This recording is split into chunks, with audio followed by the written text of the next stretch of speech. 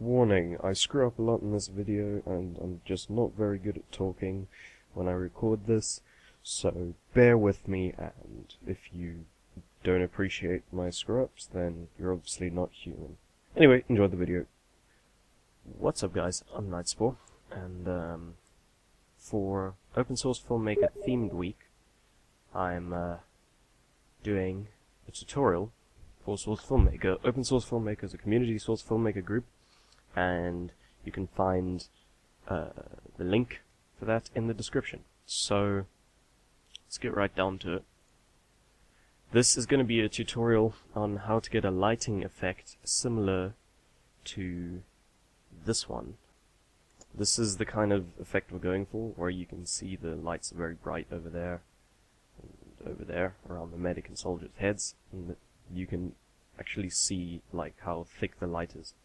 So I prepared this, and the map is, it's called like Blacklight Void or something, and it's just a default, one of the default maps that comes with Source Filmmaker and TF_movies folder, so that you can kind of test out stuff without having a background. So what you want to do first is, and I've already done this, obviously you're going to want to switch to the either the graph editor or the other thing, this green thing, I can't remember what it's called for the life of me, and just ignore the messages, or you can read them if you want, but you're going to want to turn map scale down, and at first it's about there, but you want to turn it down really very low, and your SSAO bias, we'll mess around with that later, but you're going to want it a bit higher up, and your SSAO strength, just adjust it until, because you see if I do it too much you can't really see much, if I do it too little the shadows look ridiculously bad, so just around the default until you get the desired effect. But you don't want to do this yet, because aside from the one light that I have over there, it's about like 2 meters off from the spy, you're going to want to create lights, what are called, I think it's called a key light, for the spy, which basically it creates a set of lights around a certain part of the model. So you have to choose a part of a model. Like you choose the center point to be like the hand, or the cigarette, anything that's got a bone basically. So I'm going to choose neck, just to make it a bit lower than head. Right click on it in the animation set editor, DAG utilities menu, and create _lights.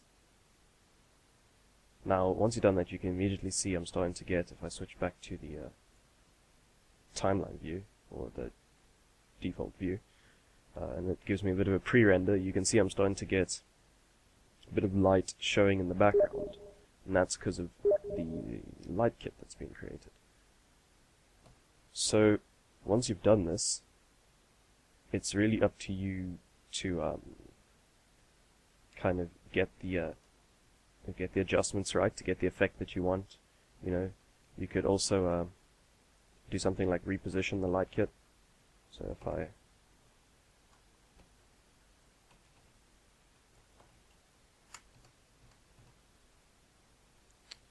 drag the light kit, lagging a lot.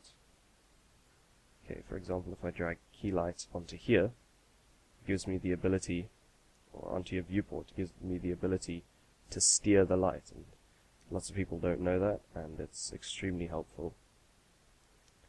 But as you can see, I really am lagging quite a bit. Now, the rest of this tutorial I'm just going to fast forward through, and it'll just be me messing around with the different settings of the lights until I get the desired effect.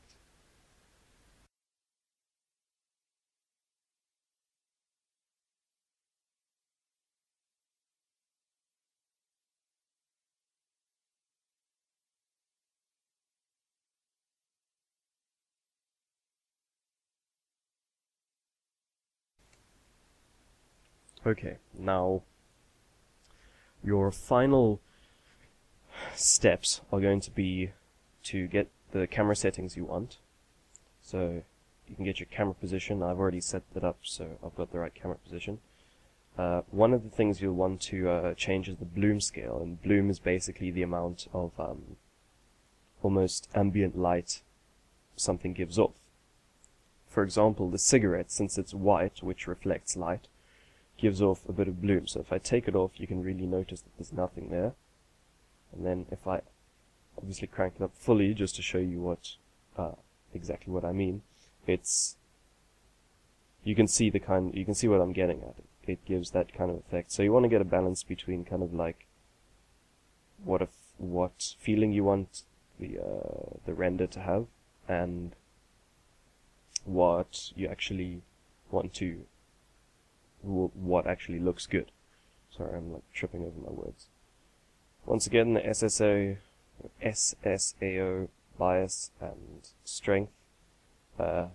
Just kind of mess around with these until you're satisfied with the result. And yeah, there aren't really any other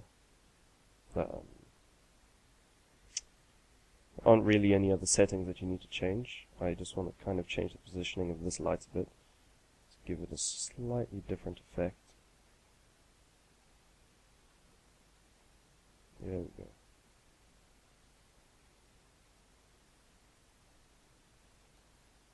So this has a very backlit effect. Now, like, just moving that light, if I move it back and edit, redo. Actually don't know what happened there, but as you can probably tell, moving the light really changed the effect of the picture. Final thing is render settings. I just basically crank everything up on full. You don't want to have you want to have AO only, because outline only gives an outline, and AO and outline gives it ambient occlusion and outline. Just say AO only, and then you can export it as an image, and you're done. Now, what I'm doing is purely me being a bit of a perfectionist, and I'm sure many of you can relate to that, but I've got the render open in Photoshop, and as you can see, it's a really like high quality render. It looks good, and it's got a bit of feeling to it. I mean, usually when I do this kind of thing, I put hats on them, or give them a bit more animation, but this is meant to be a bit simplistic, and thus it will remain. So I'm gonna darken the parts of the image that I don't really want to see, or I don't want people to focus on. So you're gonna want to take the mask tool and feather it at about 100. That usually works fine. And just to give you an idea of what the feathering actually does, if I were to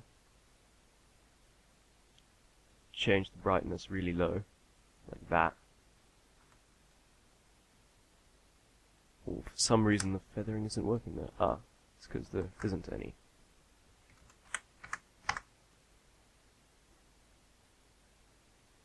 Let's see if this works now.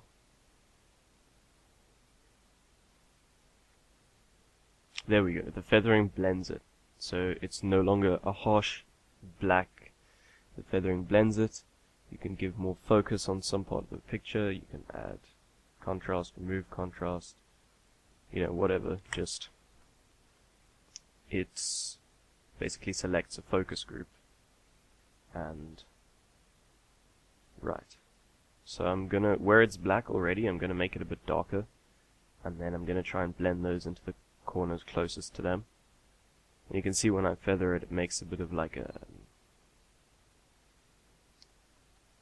slightly darker, a slightly messed up shape.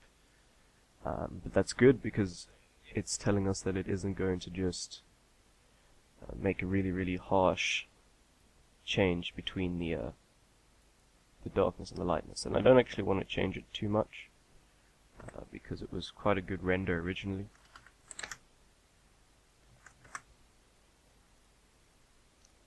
Anyhow, I'll leave it at that. I hope you enjoyed the video. If you did, leave a like, and I'll see you next time. Peace.